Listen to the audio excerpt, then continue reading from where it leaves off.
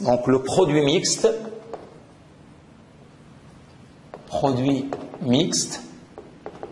entre vecteurs, entre trois vecteurs, je ne peux le définir qu'entre trois vecteurs, donc je vais le noter U scalaire V vectoriel W, comme ça. Donc normalement V vectoriel W, il donne un vecteur, par exemple ici que je note Z, et U scalaire Z, donc c'est un scalaire.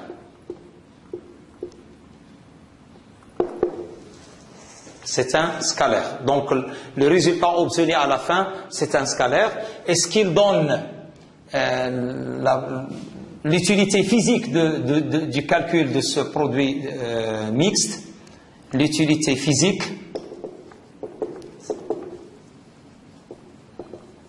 c'est qu'elle permet, ce produit mixte, de définir le volume.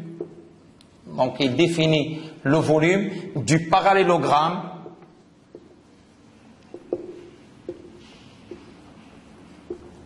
défini par les trois vecteurs, défini par les vecteurs U, V et W. Ça c'est important. On avait dit tout à l'heure que le module du produit vectoriel, il définit la surface balayée par deux vecteurs, entre deux vecteurs, et le double produit mixte, il définit le volume obtenu par le parallélogramme défini par les vecteurs U, V et W. On passe à la dérivée d'un vecteur. Donc on va définir la dérivée d'un vecteur donné.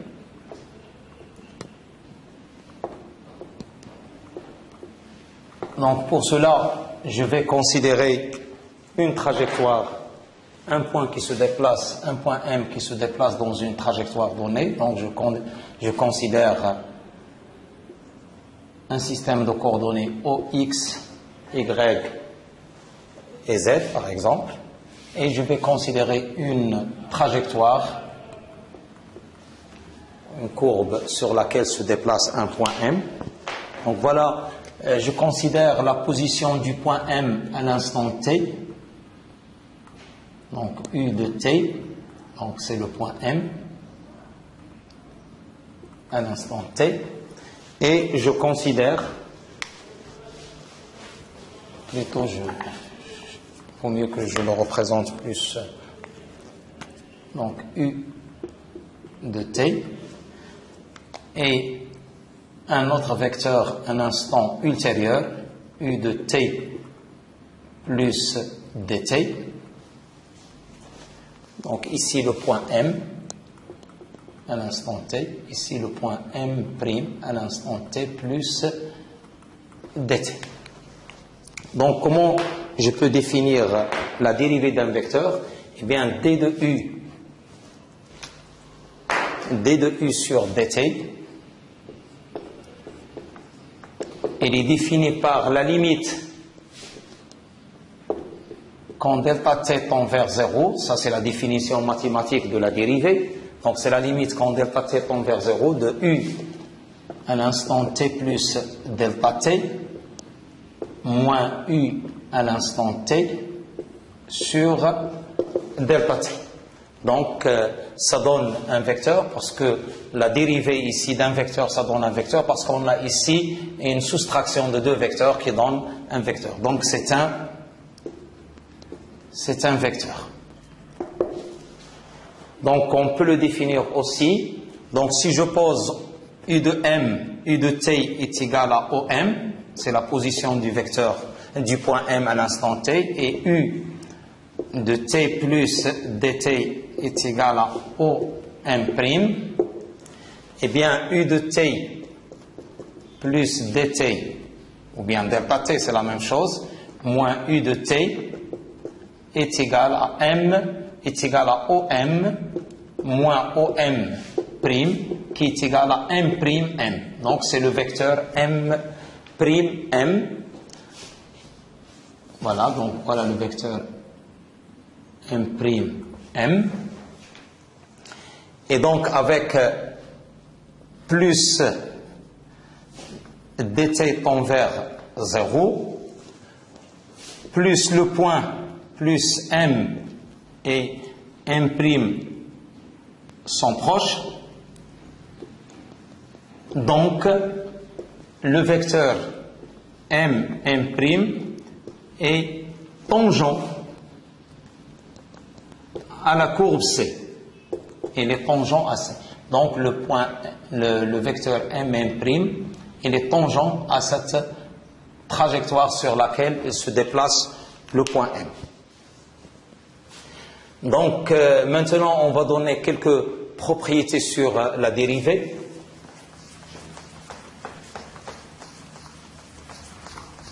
Quelques propriétés. Si je prends un vecteur U de t, et un vecteur V de t, donc la dérivée de d sur dt de U plus V, il est égal à la somme des dérivées, du sur dt plus dv sur dt.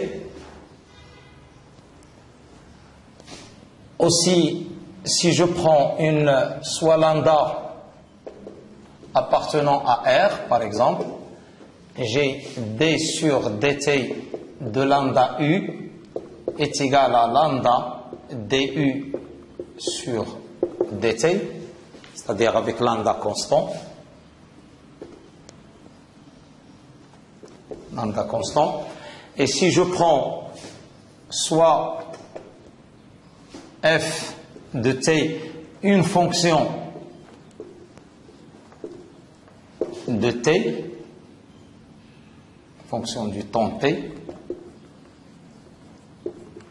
quelconque, et donc si je calcule d de f de tu sur dt est égal à f de t du sur dt plus u df de t sur dt. Et là, je vais donner un exemple pour mieux assimiler ceci. De même, la dérivée du produit scalaire, d sur dt de u scalaire v, est égal à u scalaire dv sur dt plus du sur dt scalaire v, c'est-à-dire que la dérivée, elle est distributive par rapport à l'addition. Il y a aussi, par rapport au produit scalaire, elle est aussi distributive par rapport au produit scalaire. On a d de u vectoriel v sur dt, donc ceci est égal à du sur dt vectoriel v plus u vectoriel dv sur dt. Voilà. Donc, il y a d'autres opérations qu'on n'a pas le temps ici pour les présenter toutes. Mais je vais donner une petite application pour mieux comprendre ceci. Donc, soit u de t est égal à 1 plus t au carré i moins 2tj plus 3 t3 moins 1 k, et on vous demande de calculer du sur dt. Donc à quoi est égal du sur dt? Donc du sur dt est égal à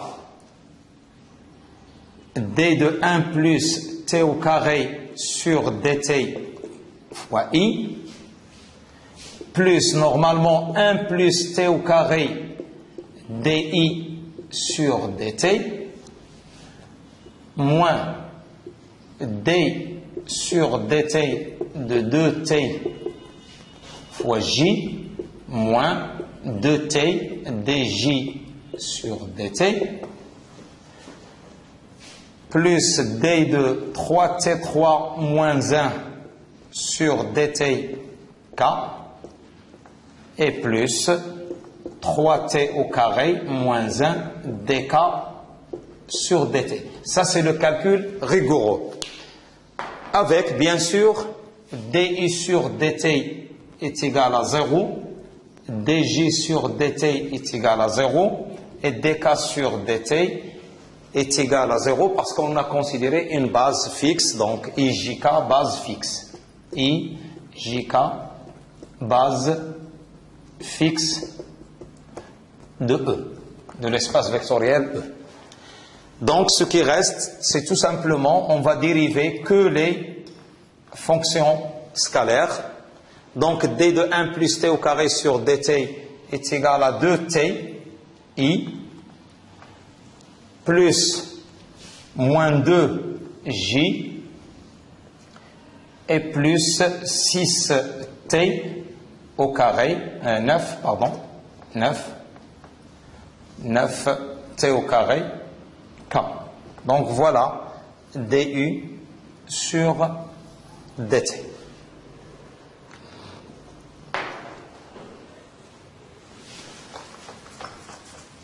Une relation très importante qu'il faut retenir, c'est que toujours le vecteur est perpendiculaire au vecteur, à sa dérivée.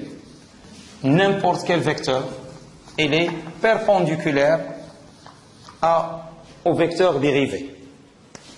C'est-à-dire, si on prend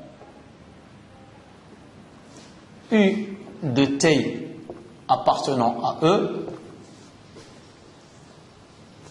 j'ai la norme de U au carré est égale à U scalaire U, et si je calcule D de U au carré sur dt, elle est égale à 0, qui est égal à U du sur dt plus du sur dt scalaire U, et ceci est égal à 2U scalaire du sur dt, parce que le produit scalaire il est commutatif, donc je peux changer du sur dt avec U, et donc ce qui implique que U scalaire du sur dt, elle est égale à 0.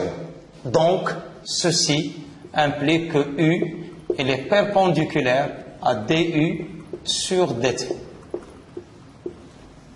Bon, une chose que que je voudrais mentionner, elle est très importante, et je l'avais dit au début de ce chapitre, c'est que, attention, ça c'est très important, la dérivée d'un vecteur du sur dt, en général, elle dépend du repère dans lequel on dérive, dans lequel est faite la dérivation, est faite la dérivée. Si je prends par exemple ce vecteur du, je l'exprime dans